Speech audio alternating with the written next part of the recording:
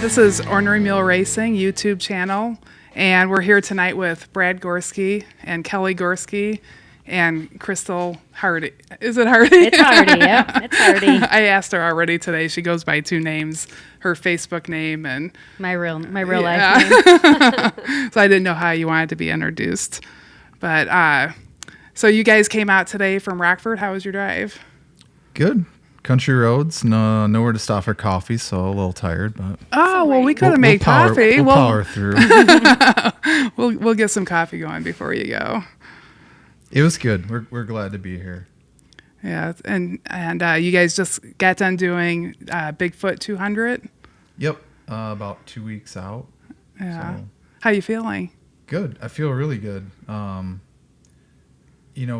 Took a couple days mentally to recover just from lack of sleep, and kind of felt like walking around with my head in the clouds for a while, but just recovered with the sleep, and body feels really great actually. Yeah. I can't imagine everything that goes into running that race. Training, logistics, with Kelli of getting around and crewing. What did you do for training? For training, I really didn't change up much with my running. It was actually Kelli and I started doing CrossFit. So what I really wanted to do was get myself stronger, kind of all over, just upper body, a little bit stronger lower body. So we've been doing a lot of CrossFit, so I feel a lot just stronger all over, whole body. And then just trying to get a lot of hours on the trails, and did a lot of overnight training to get used to that, which I'm pretty much used to that already. But I knew going into this race that I'd spend a lot of time in the woods at night, so I wanted to be able to do miles on not a lot of sleep. So yeah, that was my biggest thing, because I don't do well without sleep. So that was my biggest kind of fear going into this race. So you work a full-time job, and you would go run at night after work? Yeah, mostly on weekends. We would, one of my friends I was training with, we'd go out and we'd just do night runs, like dusk till dawn, and just try to get 30 or 40 miles without sleep, and just try to focus on being able to spend an entire night on the trails, and make sure we had our mental game down so we weren't tripping and falling. And we knew it was going to be technical out there and a lot of climbing, so I wanted to practice my night running. Power hiking too was more what you were working for. Yeah, and this is not a race where you have to practice to be super fast for a long period of time. It is a lot of power hiking. You move a little bit slower, so time on feet and just practicing, being out there at night for long stretches. Can you tell us a little bit about the race, where it starts, what the course is like, what you're going through? Yeah, so it's a 206-mile point-to-point. Starts in Mount St. Helens Park, and it traverses kind of in an S shape through the Cascade Mountain Range. You kind of circle around Mount St. Helens, and then up towards Randall, Washington. Kind of towards Mount Rainier area.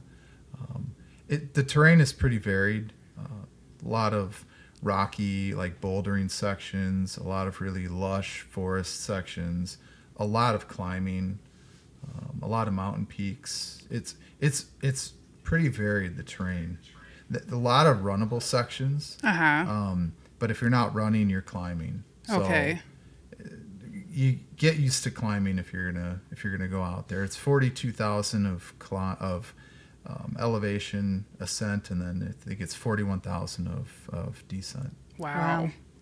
So every time you go up and you come down, you think you're gonna be done for a while, and Candace sends you up another hill. Yeah. I think she just loves climbing personally, and so she really wants you to go through an experience that's something that she really likes. So it was a lot more climbing than I thought. I mean, 42,000 sounds like a lot of climbing, but it felt more like 50 or 60, to be honest. So you got to see a lot of really cool things while you're out there, and It sounds like Candace knows the course very well, and she makes sure you get to see a lot of things. She does. I think she puts the race on out there for a very specific reason. It's one of her probably favorite places to run.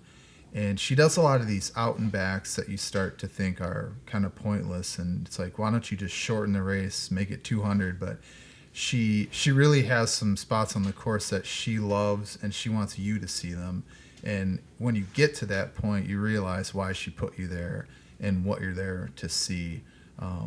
The interesting thing is, depending on your speed, you're going to see different things that other runners are going to, aren't going to see because of the timing. And so personally, I got to see the sun rise on the first morning, come up over Mount Adams. Okay. And I was pretty much face to face with Mount St. Helens. So it one of the most amazing sunrises I've seen in my life. I bet. After a long, really just being by myself, really low night in the rain of climbing, and you get to this point where it just kind of all makes sense, and it's just totally worth it. Yeah. You were by yourself at night. I was wondering, do you see other runners while you're out there? Does everybody get pretty split up? It gets pretty split up. There's 200 spots for this race. I think 175 started for the 200. So it spreads out pretty quickly because you've got a lot of people who are intentionally going to go towards the back, and they know they know what it's going to take to get a finish in 105 hours. And then you've got the guys who want to race it. I was probably somewhere right in the middle. I think I finished right around 50 out of 100, so I was right in the middle. But the cool thing is you pretty much see, I'd say 10 to 15 people throughout the entirety of my race that we kind of did a leapfrog. So I got to know, I'd say 10 or so people out there.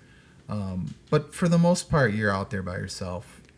A lot of people, it's the stretches between aid stations are pretty long on this race. Okay. I'd say anywhere from 10 to some of them are 20 miles. Okay. So you're spending a lot of time on the trail without crew, without a pacer, and without other runners. And it's very remote, which is why I think a lot of people do it, which is why I wanted to do it. Oh, it sounds amazing. What are the aid stations like? The aid stations were great. Always a welcome sight. They do like make to order food. So like if you do this race, my suggestion is when you come into an aid station, go up, order what kind of food you want, and then go find somewhere to sit for a few minutes.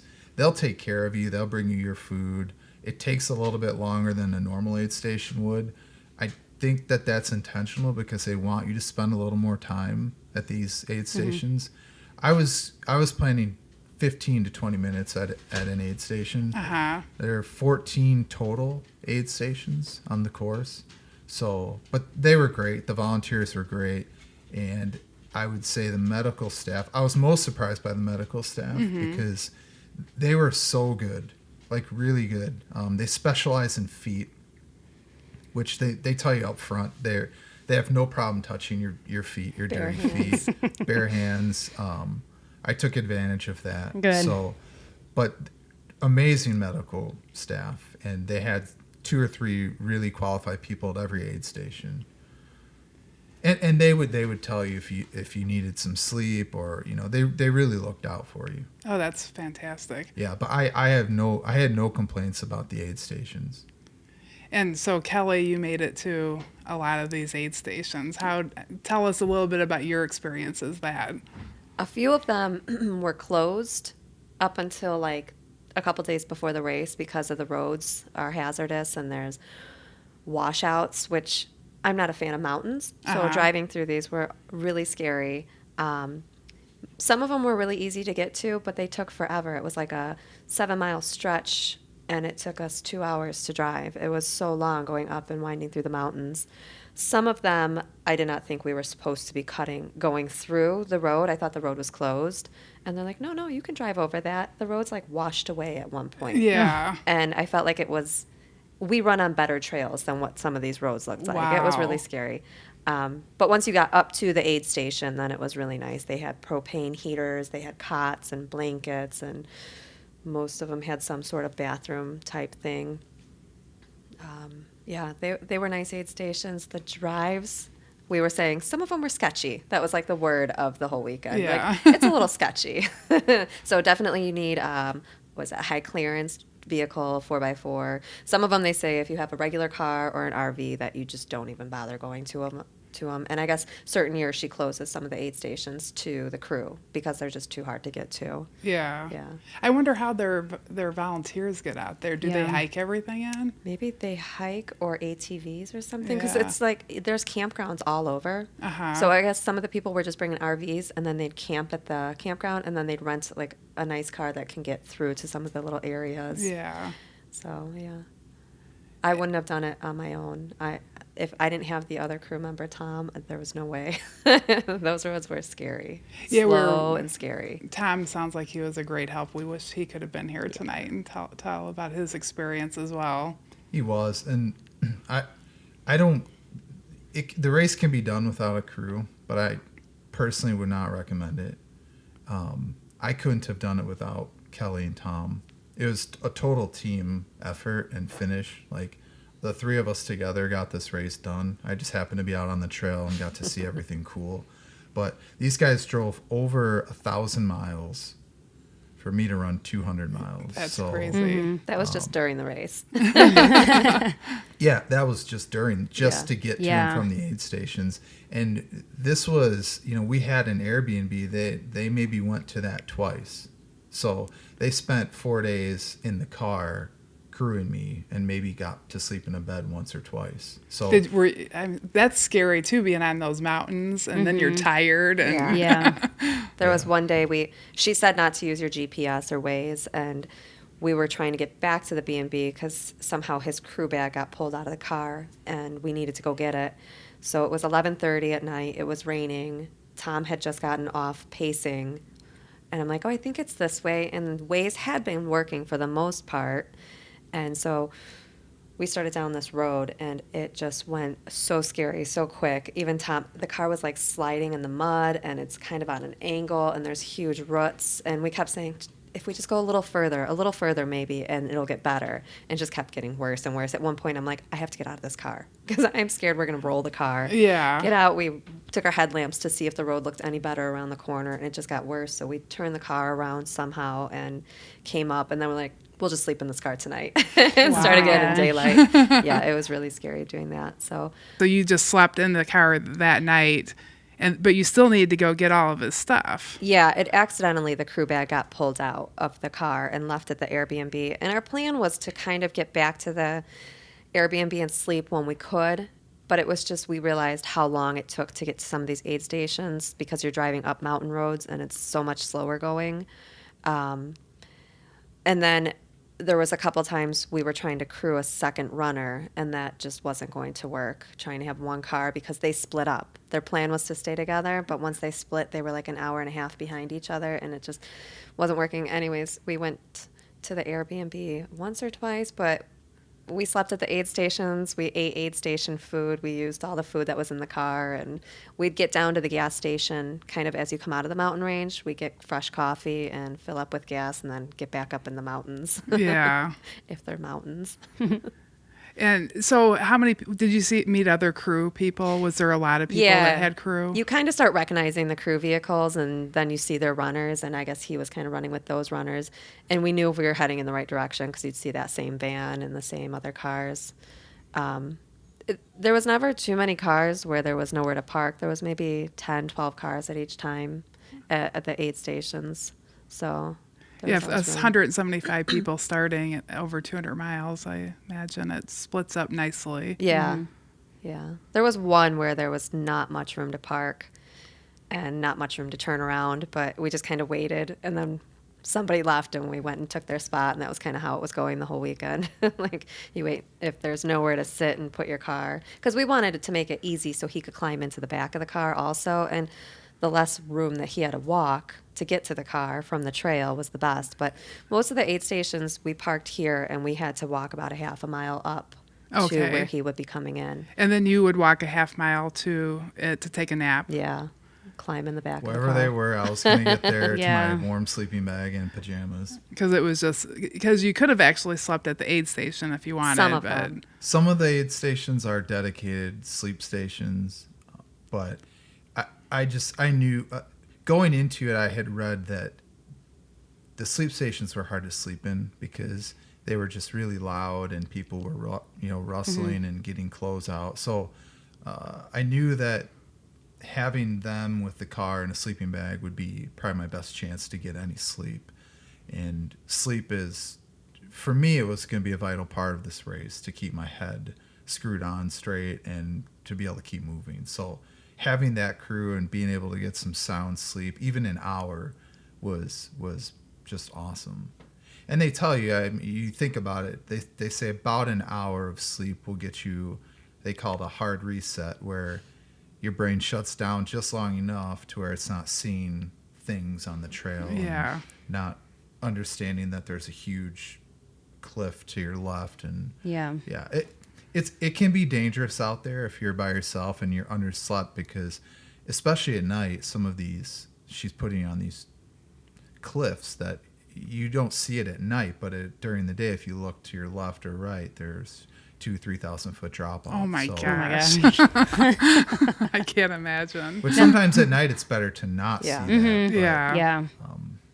Now, it did could you be dangerous. did you hallucinate or see anything overnight? I mean, nothing extreme. I think at Superior I saw more Okay. hallucinations. I think I got more. I mean, like I said, I got about an hour of sleep per night out of Okay. the 4 nights, which was perfect for me. But there were some sections where I was feeling underslept, and it's hard to explain. People say hallucinations, but to me, it's just your mind is seeing something that's Yeah. not really there. Yeah. I saw a lot of there are a lot of wooden stumps, and they kind of morph into things that they're not, like big, huge, giant squirrels is mostly Yeah. what I was seeing. Yeah. And like rabbits. It was weird.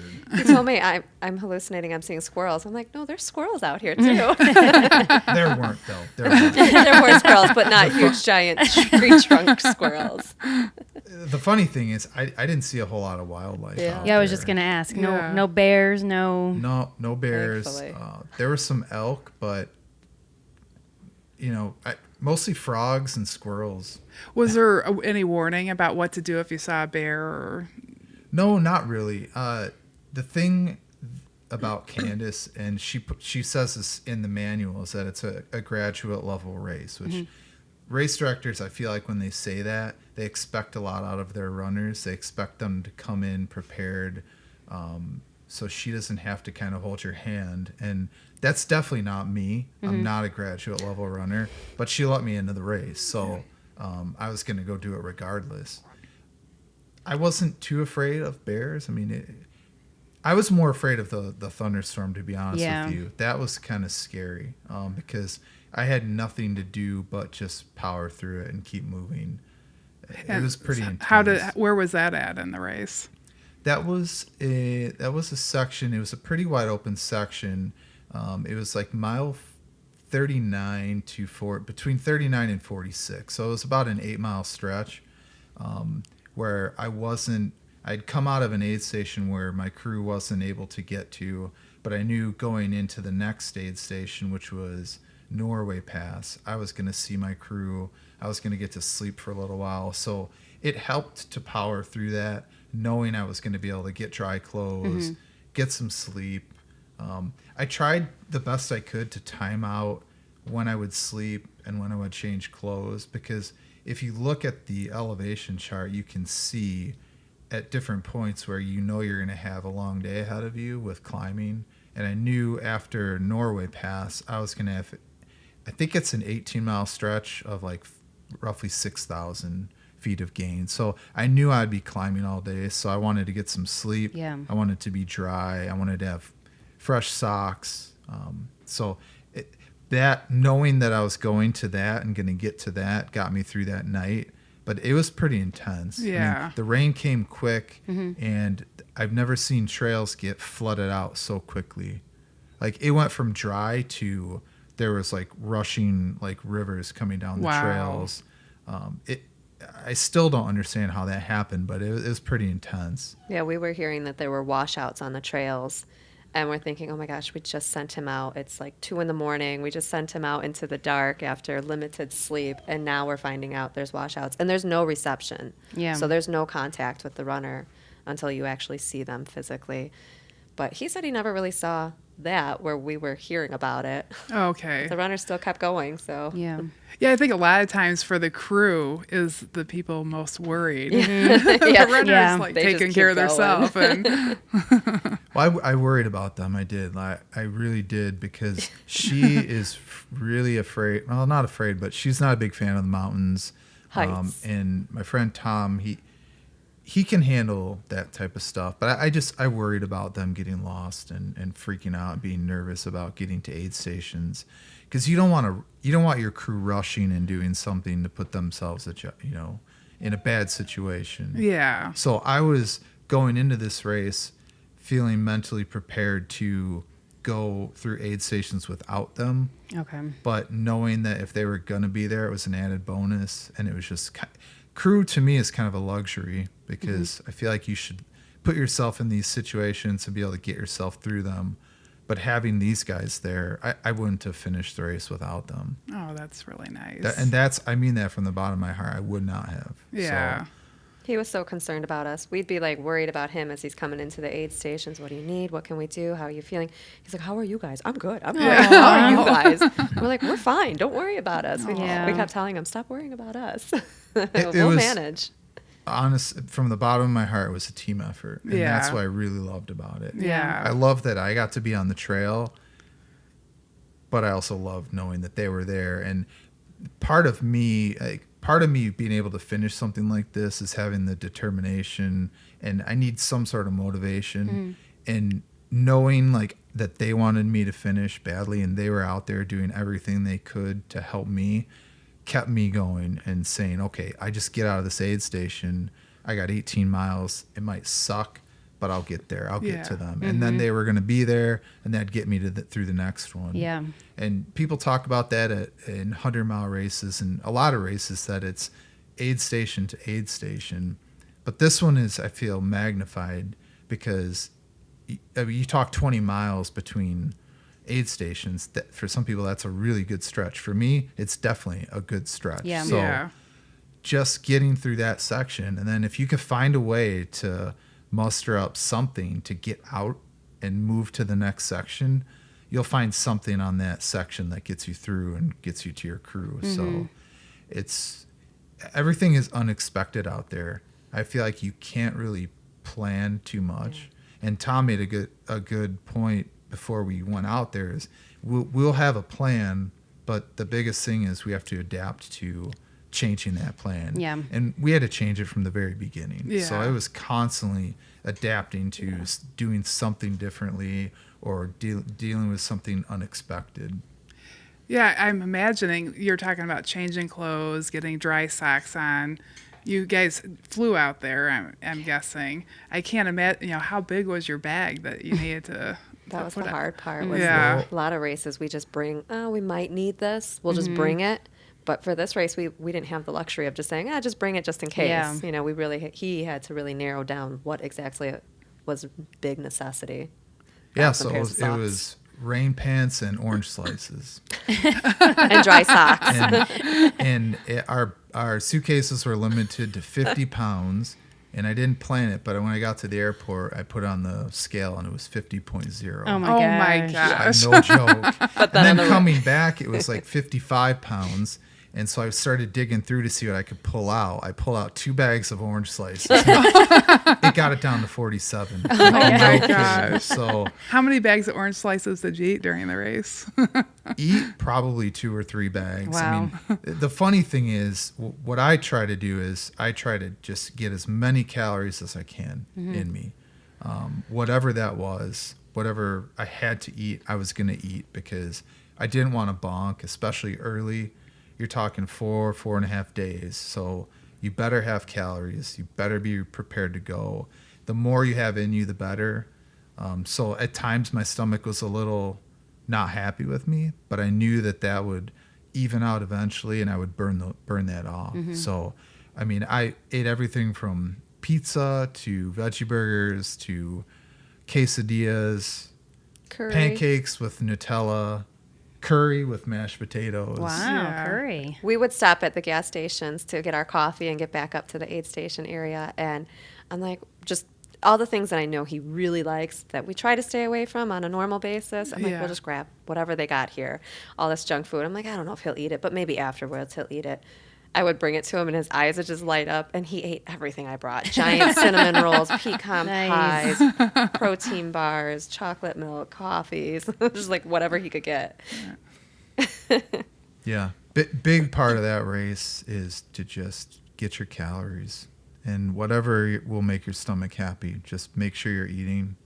So you had a little bit of upset stomach, but nothing horrible, or Yeah, a little bit. Just, I think eating so much varied food over the course of 4.5 days, and I try not to eat a lot of sugar, but I was during the race, so it's just, you know, your stomach kind of just starts to deal with what you're putting in there, and it's processing it. Eventually, you get your metabolism moving, and it's just processing it so fast. But yeah, not a lot of healthy food out there.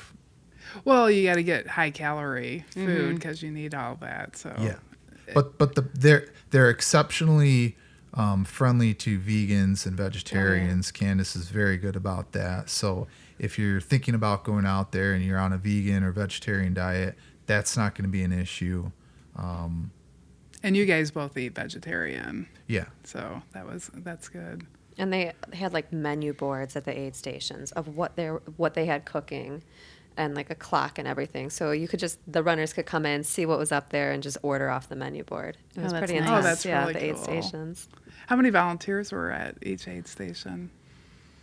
if I'd say 10, Oh, that's 10-ish, somewhere around fantastic. there. They were I mean, big. They were really good, and they were very attentive. And it was funny, the first aid station, which was like mile 12, I didn't plan on staying there very long, but I saw Candace there, and she's running around filling people's packs and getting people water. Nice. And I'm like, wow, she's out here like doing the grunt work. And I was Yeah. just so impressed by that. Yeah. But they so highly value their volunteers, because it's so critical to that race. Yeah. To take care of those runners, because a lot of those runners need more than you might for like a 50K or for 100. They're especially later in the race. Yeah. You need more attention, especially on the medical side. And at times he was just kind of glazed over look. So it was just like, you need socks? How about these? He's like, uh-huh. How about a shirt? This shirt? He's like, uh-huh. Like I just showed him what to put on, and he just took it. And I think the aid stations were the same way, just kind of, you know, that runner's coming in exhausted and wiped out. Like, you need warm food. It's cold. And the runner's like, okay, give me warm food. Yeah. Yeah. They kind of help them remember what it is that they need at that point. Did you ever have any doubts during the race of you finishing? I don't think so. I think I always go into a race with a chart of kind of where I expect to be, which is always, my goal is always to finish the race. I heard people out there talking about what time they wanted to do, and that's great for some people, but I always try to build in some sort of a buffer for myself, so if something goes wrong, I'm not just pushing the cutoff. But pretty early on, I was pretty far ahead of the cutoffs, so I felt like if I could not get injured and if I could just keep moving, that I think I was going to be okay. So I wouldn't say I ever doubted myself, but there were points, especially after 100 miles, where you start questioning if you can mentally do it. And some of those miles, I mean, feel like you're doing like 1 mile an hour. And in some cases, maybe you are. But that was the hardest part, just mentally. I knew I've never felt better during a race physically than I did during Bigfoot. And I think a lot of that has to do with working on strength training and doing CrossFit and Yeah. trying to mix up how I exercise outside of just running. Yeah. And like I said, I wasn't out there to set any sort of record. Like I was going to move as fast as I needed to and run when I could to just get in under the 105 hours. But every time I'd see my crew, everything got refreshed and I felt like, all right, let's just keep moving, because I didn't come all this way to quit. Yeah. So there were a lot of people who, the most amazing thing to me, what I was able to accomplish was to go for 206 miles without falling or spraining an ankle or doing something. Nice. If you can do that and not get injured, that's the hardest part to me, because some of the terrain is pretty tough. Yeah. So I was just super happy to come out of it healthy and not injured, and actually wanting to run still. you know. Wow. That's incredible. Well, you came into the race, I know, from knowing you, really healthy, and you've had a great year. You want to talk a little bit about like some of the lifestyle changes you made that kind of helped you get to that point? Yeah. So for me, that this race has been around about 5 years. So somewhere along the way of getting into trail running, I saw this race, and I remember reading where you had to bring water filtration because you may have to drink from rivers.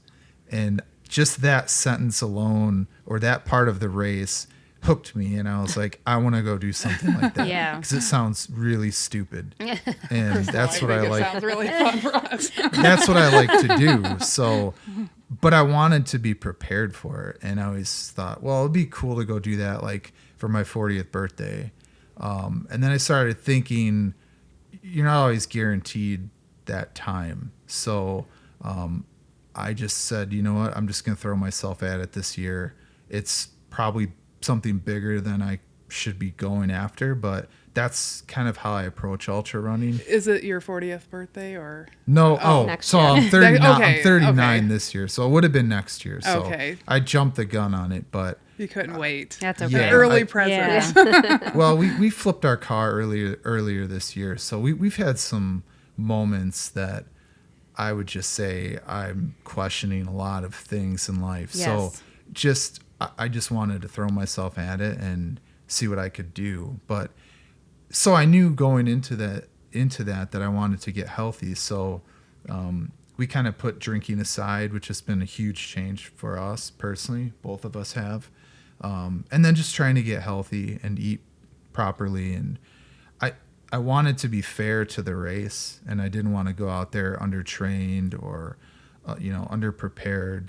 So I wanted to be really fit and healthy. And I feel like I got close to that, probably not where I wanted to be, but close enough to where I could at least attempt this. So, and for a lot of people, they think that it's not that hard because you could just go hike for 4 days. But to me, it was more of a mental thing of getting through 206 miles in that amount of time and just continuing on. That's really cool. Elevation wise, were you above like 10,000 feet? We were just out at Leadville, and we were feeling the effects of that. Yeah, it's not, there's really no altitude out there. The highest point, I believe, is around 5,600 feet. Oh, okay. I thought it was Actually, 6. you might go over 6. I think Yeah. you do go over 6,000 feet. But it's never, I mean, it's to me, it's breathtaking, but it was never where I was out of breath or really no altitude. You don't need any training with altitude for this race. But that being said, the climbing is pretty intense. I mean, it was more climbing than I had anticipated. She just really wants you to see some spots, and if Yeah. you're going to have to climb to see it, then you're going to climb to see it. Yeah. Yeah. And it's But- worth it. The climb is worth it, right? It is. Yeah. The scenery is unreal. The scenery was more than I thought. It was better than I thought it was going to be. Did you I get accept- good pictures? Yeah, we kept saying, we're like, this just looks like a calendar picture or some puzzle that you're going to do. Like, Yeah. everything just looked fake from where we were. Yeah. Yeah, we took thousands of pictures, but some of them just don't show the, like, epicness of it. It's just, It's hard Doesn't to capture capture it, all yeah. that. but yeah, it was Did you really have a pretty. favorite landscape your favorite part of the race where it just looked unbelievably gorgeous? Yeah, it was probably the stretch from Norway Pass to this mile. Well, no, it's from Coldwater to Norway Pass, mile 46 to like 53. And so during that stretch, you climb this section of the course. It's called Mount Margaret, and it's a pretty steep climb, like 4,000-ish feet. But when you get to the top, for me, it was in the morning, so sun was coming up over Mount Adams. Okay. And so I got a good view of that, and then I got a really good view of Mount St. Helens. And that was probably 4 or 5 miles of just hiking along this cliff where you're I don't know if it was fog or clouds, but you're just looking down and you feel like you're above the clouds. Wow. The birds are flying below my feet. Oh my gosh. To me, Colorado is everything to some people. This was just so beautiful. Yeah. It probably wasn't as high as some people like to go, but Yeah. for me, it was just amazing. It sounds gorgeous. It was almost like, I'm not a very spiritual person, but it was almost like a spiritual moment when that sun came up, because the whole entire basis of me doing this race was to dedicate it to my mom, because she passed away at a pretty early age. So that's why I told myself I wanted to go do this race, because you never know what can happen. And for some reason, that moment with the sun coming up and seeing that was just, it was super emotional, and I almost felt like she was there with me. And to me, that was just, it was just such a journey, and that's really how I looked at it. It was a journey that I took with my friends and some new friends I met along the way, and at some point, my mom was out there with me. Absolutely. Yeah. I don't know how to describe or explain it, but it just, She was. She was. it was Yep. so amazing. But some of the Pacific, like the forests out there in the Pacific Northwest, you're hiking through them and you're like, oh my God, is this real? It's just, like Kelly said, right out of a calendar. It's just amazing. So beautiful. So what advice would you give somebody getting ready to do the race? I want to hear from both of you, like for crew and for running. Like what would be your one piece of advice you'd give? Besides bringing orange slices. Yeah. If you really want, you really have to want to do this. The only thing that will keep you going is determination to see the finish. So and it sounds silly, but just really be determined and committed to seeing that finish. And if you get injured, that's fine. To me, the cutoffs aren't really that difficult if you just can keep moving. But you have to have a purpose, I feel like, to finish this. At least for runners like me, who are in the back of the pack and not winning races. And that's never been me. That's never been my reason for doing this. Everything I do in ultra running is to get something out of it for myself. But then there are other things too. Do not go out there and expect to have a smooth ride. It's going to be bumpy. You have to be able to adapt from a crew perspective, from a race perspective. And everything that Candace tells you to bring it, because you will use it. And every bit of advice or thing that she tells you, just listen to her. And it's always smart to listen to race directors, especially you, Michelle. But like everything she says, you'll have a callback at some point in the race to something she said and say, okay, that's what she meant. Or but the two things that they say will take you out of the race are your feet. Take care of your feet, which I learned to do after Superior. I'm sure most people saw pictures of that. And then get that sleep too, because everything from your ankles down, they say, and your shoulders up is what will keep you in the race. Yeah. It'll keep you moving, and it will keep you from getting injured. But just go out there with a purpose to finish it and have fun with it. And one other question on that. I'm just a little curious about how many, like I think people wonder, how many miles a week were you running to get ready? embarrassingly even- not enough. They're Or like, maybe shouldn't you be even like tapering? by hours. Like I like to run by hours, so I think that's even a better way. Like like so on your weekend long run, how many hours would that be? I mean, like our overnights would typically be anywhere from 10 to 12 hours. Okay. Okay. But I didn't do a ton of those. Like I probably really running, I probably did during the week, like 4 or 5 hours during the week. And then on the weekends, maybe 10 to 15 hours. Okay. To me, it was really more about getting myself healthy from other aspects. Yeah. Like stopping the late night binge drinking, getting sleep, going to CrossFit and trying to strengthen other parts of my body other than just the running. Yeah. Sometimes I feel like people can overrun or overtrain, or they feel like they Yes. have to put a number on how many miles they want to hit.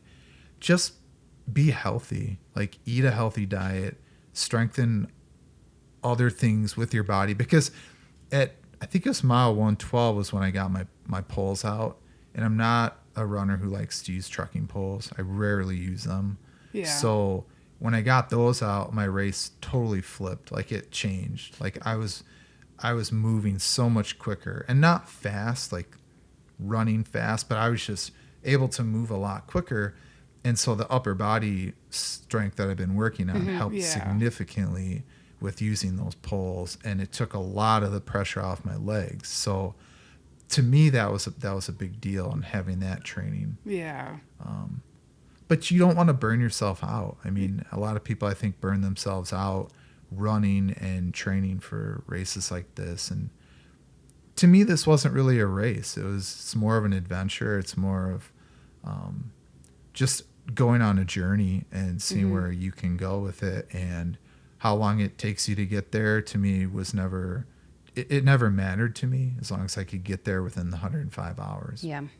He'd get nervous every now and again, and we just say, just remember, it's just a long hike in the woods. You're just going hiking for 4 days, as opposed to running 206 miles. Yeah. Like, think of it that way. It's just a nice long hike. So like the weeks leading up to it, maybe getting nervous or just Just the last couple weeks, he started, like, rethinking the whole idea yeah. about getting it done. But he was never, like, overly nervous or stressed. I think more of the stress was how to pack, what to pack, and how to get it there. But Yeah. so much the race itself, I don't think he was as worried about that.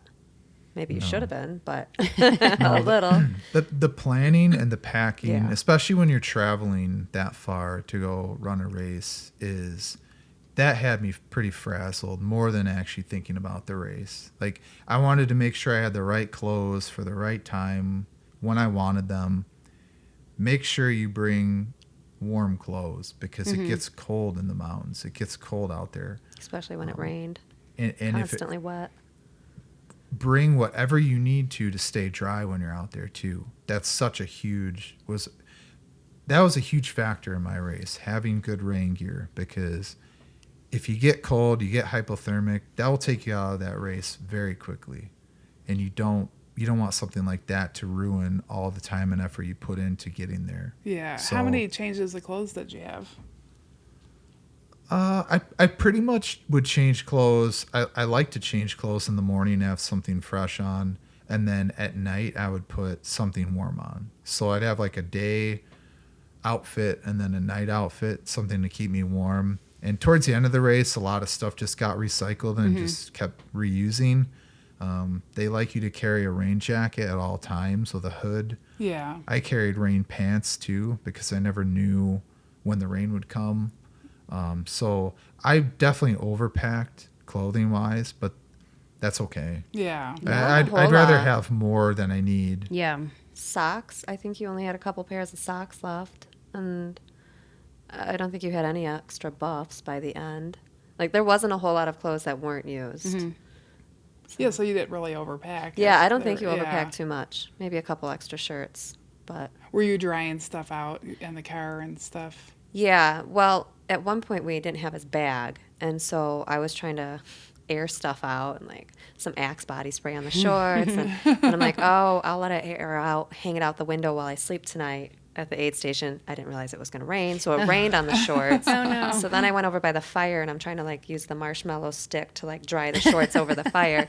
So at that point, I'm like, this is all I got. And then Tom, the other crew guy, had an extra shirt, and he had some socks. I'm like, let's just put this on. I said, how's this shirt? He's like, okay. Like, the shorts are somewhat singed, they're stinky, and they're still slightly damp. He was okay with it. But yeah, some of the like overnight shirts we would hang up, the wool shirts and the pants. He only had a couple pairs of long pants. But he also studied the sections, so he knew if it was going to be a really hot section, he knew what outfit to bring for that area, and then like he knew if he was going to be going into the night through this section, if it was more of a cold section because it's colder higher up. So he kind of had that all studied as to what he would need in that area, then check the weather. So there had to have been a lot of time spent studying, preparing for the race, as well as training. All summer. I mean, the runner's manual is great, and there's a really good Facebook group. If you just go on Facebook and look, you'll find it. But there's a really good group that all the information in the world you could ever ask for. People who have run the race, people who have crewed the race. A lot of times Facebook is a negative thing, but I found that to be a great resource. And then the runner's manual too. Yeah, I think Candace just rewrote it. I think she we rewrites printed it it every out. year. Yeah. But she likes to say, you'll ask her a question and she'll say, refer to the runner's manual, because she should have it in there. Everything should be in there. So yeah, I mean, it's you want to prepare logistically for it, because it's a big undertaking, and you want your crew to be prepared for it too. And I didn't want them to have to do all the work of planning logistics, so I was trying to help with that, so that they weren't lost. Yeah. And how about for you, for if you were going to talk to somebody that was going out to crew, what would you? My suggestion, if he was ever to do it again, at either a B&B that's close to the woods, because you're kind of going back up into the mountain area repeatedly. Most of the race you go up and then you kind of spread out from up there. Or what a lot of the smarter people were doing was they had a campground, and then they'd have their car from the campground, and they just move camps every couple days. I think that would be easier. Prepare to have everything in the car. I kind of thought we'd get back to the B&B to grab things, but at the last time we went back, we're like, let's just make sure we have everything that gets him to the finish. And that was preparing us to have our running shoes and our clothes, medical bag, his bag, just make sure we had everything in the car. So if we couldn't get back to the B&B, we had it on us. And we had a couple crew fails. The one thing, I sent him out with a dead headlamp, and I forgot my headlamp because it was charging in the car. It was when I was going to pace him. And then the other thing was I thought he had an extra headlamp, and he didn't. So double check the headlamps, because we got out into these cliffs, and that was one of the highest points. It was like 6,000 feet, and the night's coming, and we had one headlamp and iPhones. And I didn't realize iPhones are he not used recommended it. for And they, For you know, light. the charge doesn't last long. Yeah. So we finally sat down, and he was resting, and a runner came up and asked if he had an extra headlamp, and he gave it to us, which was really Oh, awesome. nice. I mean, the And people out and there. you were crewing, or you were. I was pacing pacing. at Yeah, that was a time. pacer fail. That guy was so awesome, and we Well, you've stayed just been with up him. for 3 days, and I didn't realize he had used the headlamp that I gave him as an extra, and then he had me trying his good headlamp, and mine, I thought I had an extra one in my pack, and the other one I just forgot to grab because it was still charging in the car. So yeah, headlamps, have 2 or 3 in your bag at all times, even if it's daytime. Have headlamps, which I think that is required to have one headlamp extra and batteries. Okay. But yeah, that's what I would suggest, because that got really scary, and I don't do the heights well, and so I would walk forward, and then I'd turn around and shine the headlamp towards him, and he'd come to me, and then we go forward, turn around, and then he's like, we just need to rest, and that guy came up behind us, and we were able to hang out with him for a while, and then we met him at the next aid station and gave our stuff back. Oh, nice. Yeah. well, let's take a look at your buckle there. Oh, yeah. Let me see this. And these are all handmade? Yeah, she hand makes. That's She has beautiful. someone Take a hand look. make them. I think for most of her races, but She That's very cool. I think for most of her races, she goes out onto the course and they pull pieces of trees or whatever. So there's part of the course in the buckle itself. But I'm not big on that type of stuff. To me, just the experience and the accomplishment as a team of getting it done is just priceless to me. Yeah. So your value's not on the buckle; it's on. No, it's on the journey. I mean, the buckle's pretty cool, but Yeah, he kind of carried that around for the next few days. I value not tripping and hurting myself for 4.5 days more than actually finishing the race, because you see a lot of people out there. We actually we were up on a peak and a pacer was coming back because his runner was down. Oh, no. And he was having appendicitis on the trail. I So think it ended up being stones.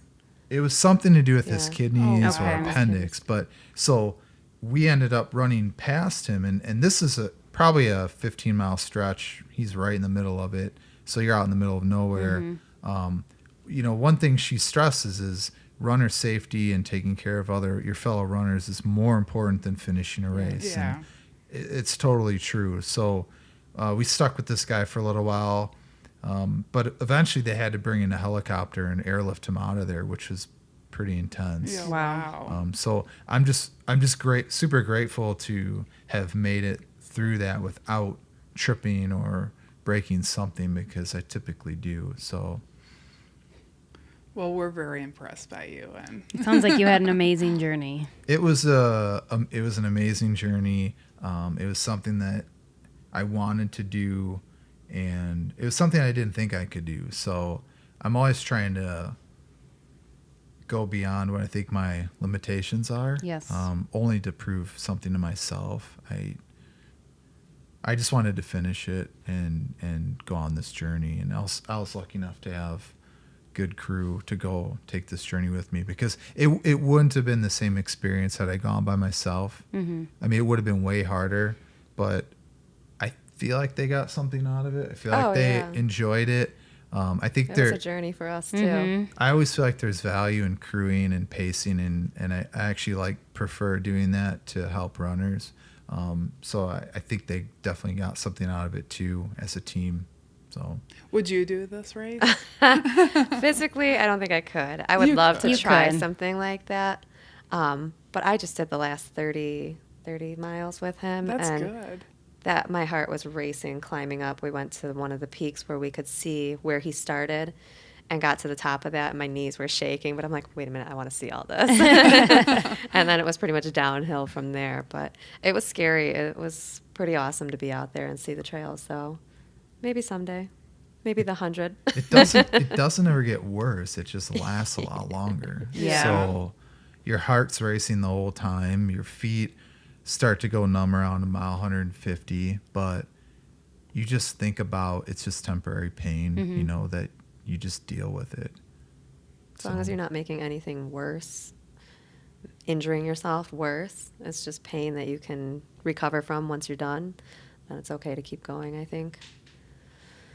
Yeah, but I highly recommend it to anybody who wants to just go on an adventure. Like I said, to me it's not that impressive. It's just a long 4.5 days in the woods, and I never thought I would be one to prop myself up against a tree and just sleep in the woods in the dirt. But Then someone Yeah. posted pictures of the snakes, and he's like, oh, had I seen this picture, I probably would have been taking my dirt naps.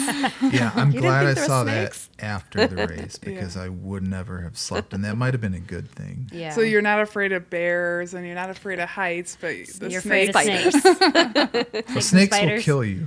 A Yeah. bear will kill Bear, you. what about a bear? Or A mountain lion. That's what I was afraid of. By the end of the trip, I'm like, okay, now I want to see a bear. But now that we're off of the trail, otherwise Yeah. I would not have paced. But it was weird because you spend 4.5 days in the woods, and then you come out of there thinking, oh my God, people are amazing. Like, just the interaction between runners and what I feel like their 200s are a different breed.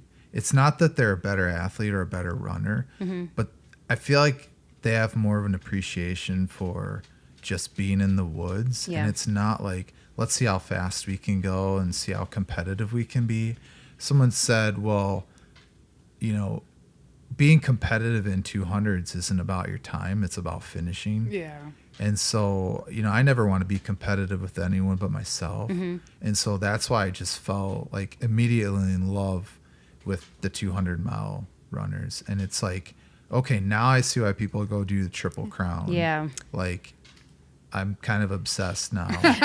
So is that we have a next on your calendar list? mark. I don't know. It's financially, it's a big investment. Yeah. And Yeah. to me, it was worth it. But I don't know that I could take that much time off of work and invest that much money in doing 3 races like that. And I wouldn't want to shortchange any of them either. Yeah. So I'll probably go do Tahoe next year. Okay. And maybe Moab the next year. Nice. But Candace Burt puts on amazing races. She really does. I highly recommend any of her races. Yeah, she's a very nice race director. There's like a forum group that I don't think she's actually in it anymore, but she was in it because Facebook gets drama. So I think she might have left because of that. But I always noticed how kind she was and gave really good advice, and I've been very impressed by her for many years. Yeah, I have nothing but good things to say about the experience. And if anybody wants to reach out and ask questions, I'd be super happy to talk or give you any bits of advice. I'm not an expert. I'm like on the scale of ultra runners, I'm like maybe way down here. He But if undersells if himself. I can help anyone who might be interested in doing this, feel free, reach out, and I'd love to just help. So you feel like anybody could do this as long as they want to do this. Like, you need to train, be fit, but it doesn't take any special or. I mean, you have to have, like I said, you have to have a determination and a desire to finish this because it's not easy. And I didn't think it would be. Yeah. But you have to not want to quit on yourself. You can get injured, you can get cut off for time, and that's fine. But if you really want to make it to the finish, you have to have. To me, I had to have something inside that said, I want to go do this. I want to finish this. So if you have that and you're willing to work to get into, I mean, I really think you should just focus on getting it in shape mentally and physically. It doesn't have to be, well, I'm going to go run, 100 miles this week because that's what I have to do. I don't think that's necessarily true, but that's just my perspective. Yeah. Everybody is different. So Well, this worked for you. that's what worked for me. Yeah. And so it all just kind of came together nicely and I was able to accomplish it. But yeah, it's not like super hard. It's challenging, but if you want to do it, you can do it. It's really nothing special. It's like I said, it's a gift. It was a journey that is, I mean, it'll change my life in a lot of ways going forward. Not like immediately and not dramatically, but it definitely put a huge dent in my core beliefs and kind of how I feel about running and what I want to get out of it. Yeah. And that was everything I want out of running. So much that, coming off of it, I wanted to go out and just run for fun again. And I was able to do that last weekend. So it's just like, I got a lot out of it, more than I wanted to, I think. Well, good. Very Good. good. That's amazing. So. I think you're amazing. Well, thank you. I think we And can I all think you're agree. amazing for crewing too. Yeah, it definitely crewing. It was Tom, the other guy that we were with, that he did all the planning and the logistics with Brad too. I wasn't even sure I was going to be able to crew in the beginning because of our dogs and finding a dog sitter that can come. That was like a 9 days or 8 days that we were gone from home. So Okay. it was a big gap.